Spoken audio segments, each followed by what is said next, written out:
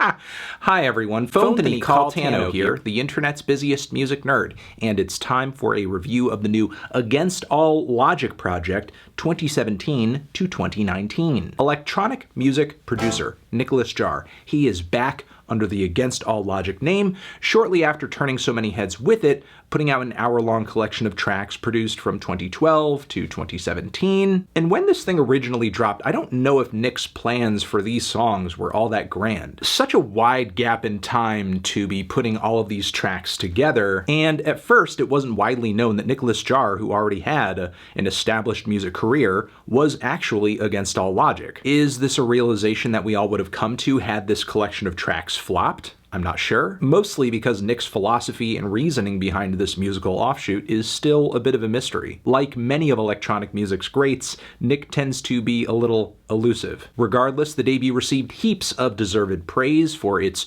moody, textured, disco and soul-infused house cuts that were infinitely groovy and replayable. And even though the year this thing dropped, it got a lot of love, it was still unclear what the future of Against All Logic would be. But apparently what we're doing is speeding into another full-length record, 2017 to 2019, yes! Which from the title has less than half the time span, but almost as much material, 45 minutes. I was worried going into this project though for a few reasons. One, Nick dropped a raggedy single before the release of this album. Both sides I did not care for. Both felt too noisy, too indulgent. The vocal features barely worked, just not really good material at all. And even though Against All Logic is a side project of someone with a very established career in music, you do wonder if the debut is a fluke.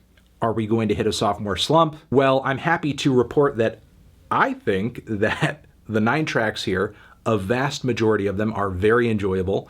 And on top of that, I think generally this one is a bit more out there than its predecessor. House music is still very much a cornerstone for Against All Logic's sound, but now Nick is bringing in some more elements of techno, industrial music. The aesthetics on this thing generally are a bit more lo-fi and distorted too, but more important than the genre categorization of these tracks is how they sound. Like on the opening track Fantasy, where we have these sharp and sweet vocal samples darting around over this distorted tribal beat. It sounds like shots of white noise, hits of white noise, propelling themselves over these ambient synth layers. It's pretty obvious without having to look deeply into it that the vocal samples on this one are Beyonce's. Jaar twists and chops them in a variety of ingenious ways, some of which remind me a bit of Burial. The following track, If Loving You Is Wrong, is a lot more similar in tone to many of the cuts off 2012 to 2017, with its cool, endless linear groove and distant, soulful vocal samples. But once again, Jaar seems content to bring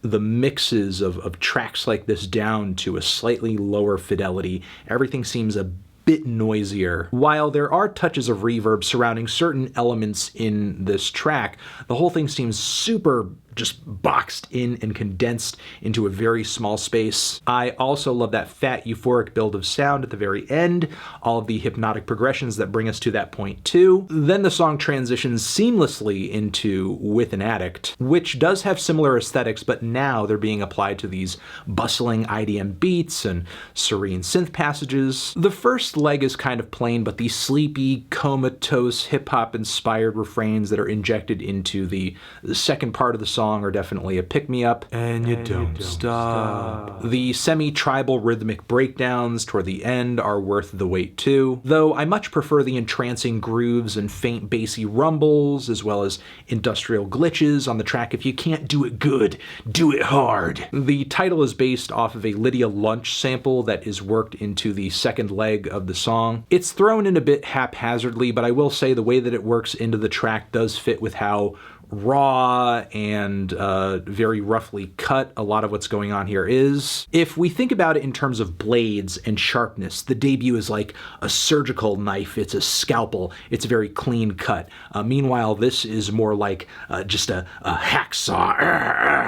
But you're still doing some nice stuff with it. Like with the track Alarm, it does in fact sound like an alarm going off, urging me and everyone around me to rush off the factory floor that this track was produced based on. Is there a flammable gas leak? Is there a deadly chemical spill? Did someone cut their fingers off? I don't know. Either way, I'm rushing to the exit. And this track quickly transitions over into the burnt to a crisp cymbals and fat-throbbing bass of DEEEEEEFERS. That's how it's spelled. I do love it, but what is this? You could call it techno, but I think industrial machinery coming to a screeching halt over hypnotic rhythms is a more fitting description, in a good way. Also, that apocalyptic noisy bridge, the comeback of the beat after that, good edge-of-your-seat progression. The infectious grooves continue onto the track Faith as well. It's just now they're being paired with some tight, rigid synth leads and distant, ghostly vocal harmonies. I also love how Nick progressively fills this empty space with these cycling noises that are getting closer, louder, like something's creeping up on you, really playing a mental game with the listener. Meanwhile, the song Penny, in a way, does lift some of the heavy, dark atmospheres that pervade many of the tracks here. It does sound a bit more serene. It does sound a bit more, I guess, uplifting in a way, and I like that change of pace, even if some of the synth layers do come off very mushy as the track gets louder and louder. And the song You Forever, the closer, is a pretty cool, abstract, deconstructed finish to the album. Everything about it, from the tones to the rhythms, feels very disjointed, very disconnected. There are some vocal samples that sound like a broken transmission trying to fight its way through whatever is garbling or interrupting its passageway. It is somewhat cliche to end the record off in such a low-key and abstract way, though what I really wanted from this track was more length, more development. I feel like ultimately its ending fizzles out a bit too fast, even if the ideas and textures it presents while it is on are great. Overall, though, I loved this album quite a bit. Another great record from Against All Logic. I think you can put another point up on the board for Nick on this one. The production is great. The genre fusions that were presented here that weren't on the debut are great. I like that this one went in a slightly more abstract direction. Sure, it does have less material. The ending could have been stronger. There were a few tracks that I thought were just okay, but for the most part, the vast majority of the material on this thing is fantastic, and just goes to show how consistent and creative Nicolas Jaar continues to be. I'm feeling a light to decent 8 on this one. Transition, have you given this album a listen? Did you love it? Did you hate it? What would you rate it? You're the best, you're the best. What should I review next? Hit the like if you like. Please subscribe and please don't cry. Hit the bell as well. Over here next to my head is another video for you to check out. Hit that up or the link to subscribe to the channel. Anthony Fantano, Against All Logic, forever.